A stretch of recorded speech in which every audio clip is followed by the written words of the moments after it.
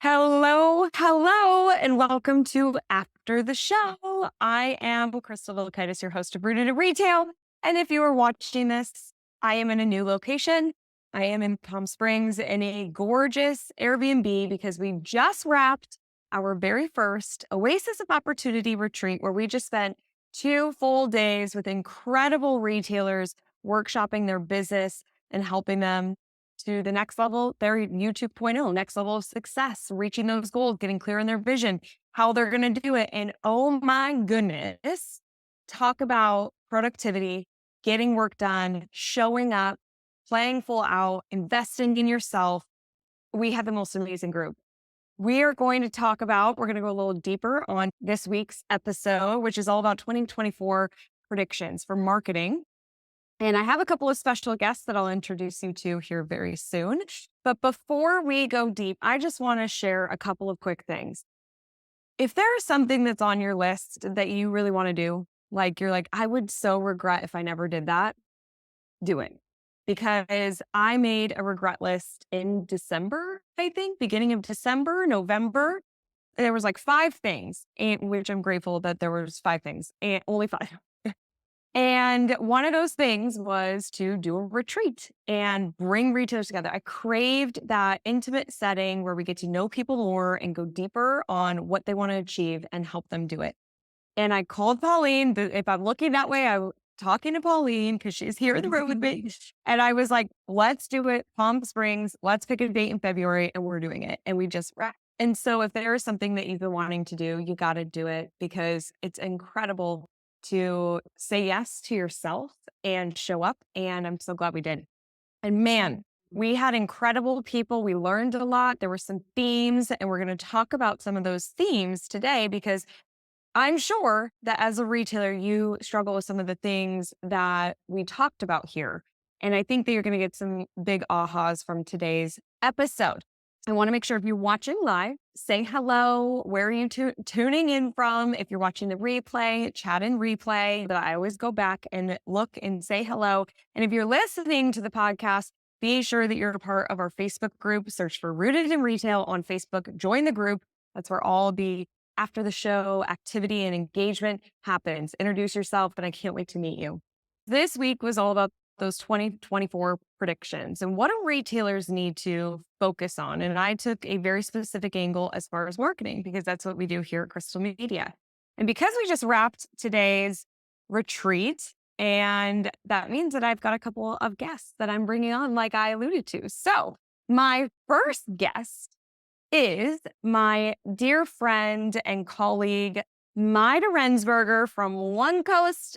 The president of OneCoast joined us for this retreat, and Majda has an incredible story that one day you will hear. She helped inspire our audience and help them really get into a mindset of believe in yourself. You could figure it out. There's so many opportunities. How are you going to show up? And it was incredible. I think at one point we were all just in tears and just feeling the emotion, and we're so inspired. But Majda is multi-passionate and diverse, like a lot of us entrepreneurs and business people. And yes, you can inspire, and you can also lay down the law and share some really great tactics from a business perspective. And so I asked her to join me. So Majda, welcome. Thank you, Crystal. And let me just say, if anybody can pull out your potential and your passion and that side of you that you've been trying to hide, Crystal is the person to do it. And she's given me that opportunity to do it here at the Oasis of Opportunity. So thank you so much for what you've done for me personally. The last couple of days have been so meaningful to me personally. It showed a different dimension to myself that I have been looking for. So thank you for pulling that out of me. And you've pulled it out of everybody that was here. So thank you so much. You asked about trends and what should retailers focus on for 2024. And I tend to go strategic. I tend to zoom out and look at the bigger picture. And I think about retailers being business owners. And one of my observations here was that business owners, particularly retail owners, tend to be very focused on their own business. They want to be involved in every aspect of the business. They believe that they need to be involved in every aspect of the business because it's their baby. And so it's very hard to give up control and delegate some of the work that needs to be done. But I would have to say that probably the most important thing to do for 2024 is ask yourself as a business owner, where do I make the most impact for my business? What do I need to do to evolve and take my business to the next level? Yeah. Is it being involved in social posting? Is it being involved in marketing? Is it being involved by being in the floor? Or is it doing some of that strategic work Yeah. and asking myself, okay, what does my talent look like? Do I need to invest in talent to focus on an area of business like marketing, which is so important to scale your business? Yeah. So I would say my one observation is that as a business owner, try to give up a little bit of control and understand that investment in talent is the one thing that you need to evolve your business. Yeah. And go for it. Invest in a marketing talent or whatever that means for your business. But I would say talent acquisition, looking at your gaps, looking at what kind of skill set do I need to take my business to the next level is probably one of the most important things. And then as a business owner, focusing on some of the more strategic work that can help scale the business for the future. Yes. Oh my gosh, I can agree more. Delegation came up a lot in the past couple of days because as we look where I want to be in 10 years and in 5 years and 3 years, okay, what do I need to do? You can't do it all. Yeah, Teamwork makes the dream work. And we have to get really clear on the things that we need to delegate and find the talent. And one thing that you said a lot through this retreat too was having the culture and determining what the voice is of the business and spending time of the company. So we would take a couple minutes just to talk about that because as they're looking for the talent, they do have to connect with what the culture and the voices of the company. And it's so critical. And you've done a great job of that at OneCoast. So we take a couple minutes and share that. Yes. And so what we're talking about here, we always talk about branding, and branding is very important. Knowing what your brand is, what the brand personality is, what the brand voice is, that's extremely important. Yeah. But if you take a step back and you look at your company, which is the brand, but kind of take one step back and ask yourself, if my company was a person, a human being, what would be the character of my company? How would my company behave? How would my company engage with people? How would my company make decisions? When you spend time personalizing your company, even that brand voice and the brand tone and the brand personality, all of that, the brand almost is like the accessory. It's the clothing, it's the style, right, of your human brand, your human company. So I think if it's just stepping back and asking yourself, who is my company? That will help you streamline how you do your business, how you hire people, how you train people, what you expect of them, how they show up in front of the customer. It just makes decision making so much easier. And defining your brand tone and everything else that happens from that perspective. Totally. And I think that when people see a business that is very clear on who they are and represent that personality, people will be like, I want to work for that store. That's right. I want to be a part of that. And when everybody wants to be part of a mission, something bigger. Yeah. Oh, absolutely. And I think that there's a lot of opportunity for retailers to do that in a bigger way and a more strategic way. And I think that's one of your favorite words, baby. It is. Because I so strategy, called mission, vision. Yes, exactly. Majda, thank you so much. Thank you so much for having me. Thank you so much. Thank you, guys. Okay. How amazing is Majda? She is amazing. And like I said, you're going to hear more about her story because we're all going to be keeping her accountable. She's going to be seen. She's going to be sharing. She's an incredible human being. And I'm just honored to know her. And my next guest is somebody that I am also very honored to know and have on the team. A very familiar person to Crystal Media. Please welcome Steph Bechard to Rooted in Retail. Hello. Okay, Steph, you're up. You could probably do like a whole episode of additional marketing ideas, but we want to know, what do you think the retailer, how should they focus this year? That is such a good question. And I feel like retailers ask this a lot according to their products, according to their marketing, their social channels, their team. But I really want to put the emphasis on storytelling. And I feel like storytelling, you might hear it here and there, but I don't really see it being implemented a lot. And I know it's one of those things that you get caught up with when it's easier to just post something if you haven't done anything yet. But truly, you'll be able to post better, sell more, actually grow your audience better and your loyalty better when you're adding that storytelling aspect to your brand, your team, your store itself, and especially your products. So being able to implement that into your digital channels. Do you know who does storytelling really well, which we talked about recently with a group of retailers, is artists. Because we had a slide and that we had up for a group of retailers and it was 10 pieces of art. And I was like, which one does everyone like? Which one's is your favorite? And most everyone picked one, which is a really beautiful detailed drawing of waffles. And then there was some landscapes, whatever. And so guess what? 9 of these are done by high school students or younger. They all are pretty similar in scale and beauty and all that. And one of them was done by a middle-aged man, sold for $54 million in 2012. And they're like, Whoa. what? They all look the same. It didn't sell because of the talent or how beautiful it was. It sold because it was painted by Van Gogh. Oh. And yeah, exactly. And the person buying that wasn't because they just loved that piece of art. It's because it was a Van Gogh, because of the story, because of all the salacious gossip and drama that happened around him. So that is just such an important thing to think about. And I remember reading a post about garlic, a bulb of garlic, that I was like, they did such a good job at storytelling. The benefits, the health benefits, the versatility, the recipes, the farm that it was grown on. You can pull out the reason something is special for everything. So adding that story, think of what you engage with on social media, what captions you read, what videos you watch to the end or save or send to your friend and send to your group chat with your sisters, whatever. Because something about that caught your attention and was special to you. And you are the algorithm. You and your friends and your sisters, you are the algorithm. So what's catching your attention is likely a good story. It's not likely that product grid of the really pretty feed post. It's that thing that's pulling that out. So please just implementing storytelling into your products is just something that's really going to help make that push, grow your community and grow your loyalty in 2024, in my opinion. Yes, so true. Okay, and I want to know if you're watching this replay and if you're in the Facebook group, are you storytelling?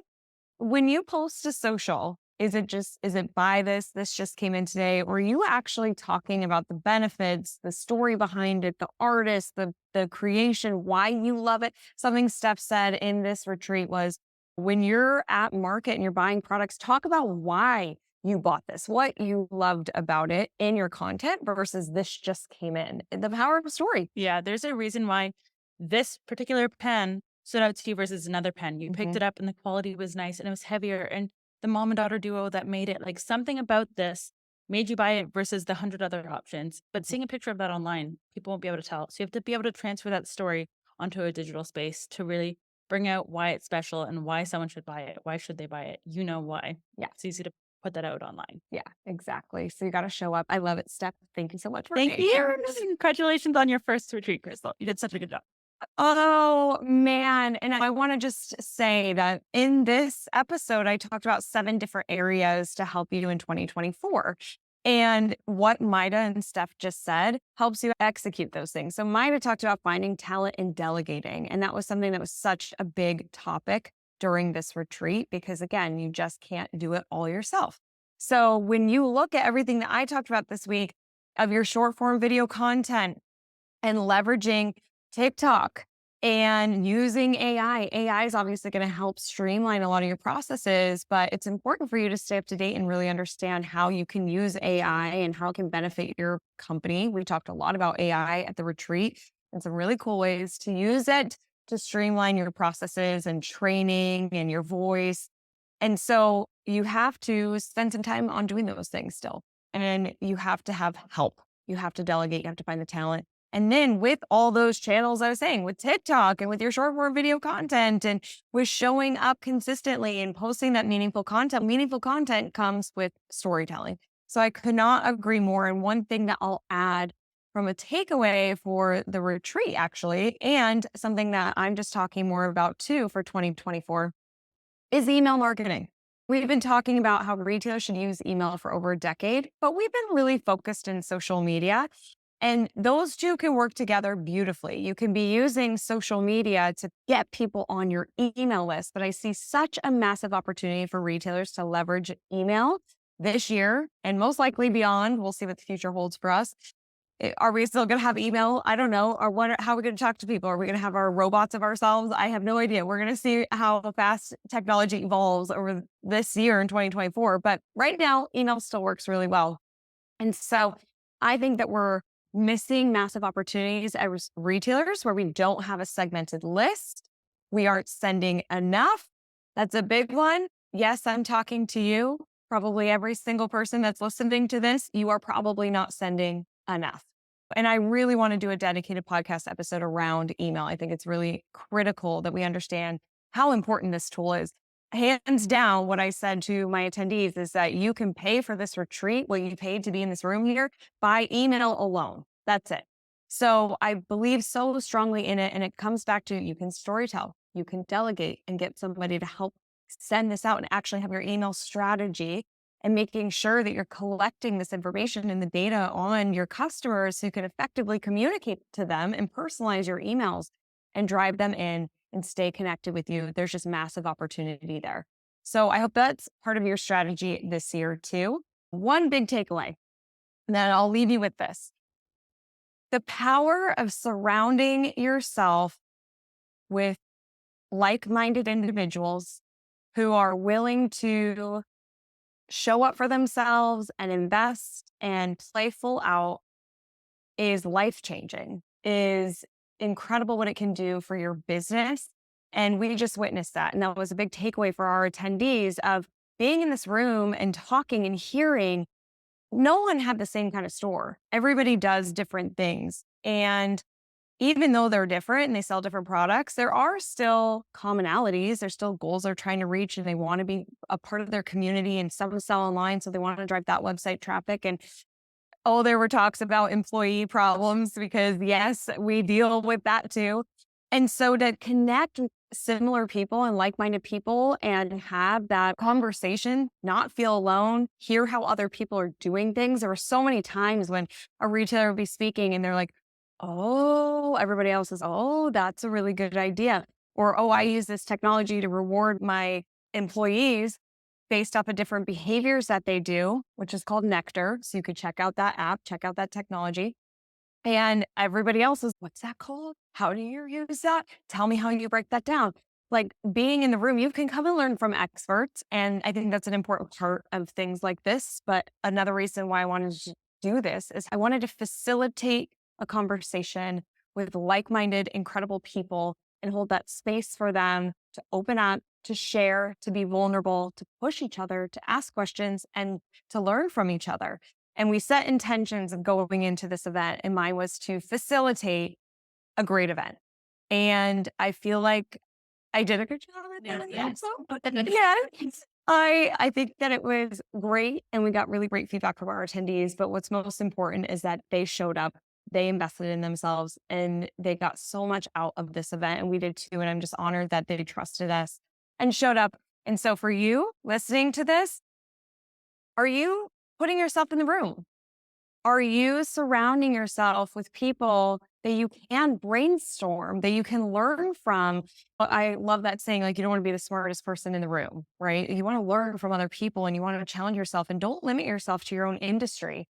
Get outside, think outside the box and connect. And of course, Evolve is a really great place to do that. And all of my retreat attendees are going to be at Evolve, so you can meet them and they're going to have their own thing. I love it. I love this group and how they're going to hold each other accountable. And that's another aspect of being a part of something else that challenges you and working with other business owners, because they can help keep you accountable as well. So be in those rooms, surround yourself with incredible people, push yourself, show up, and delegate, storytell, leverage email.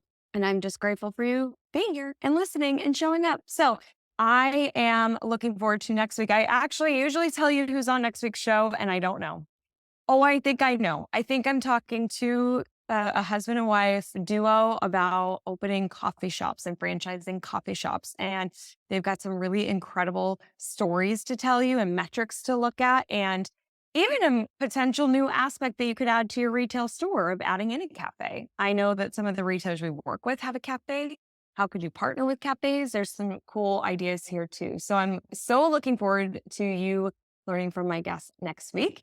And remember that I am rooting for your success. Have a great weekend. All right. Bye.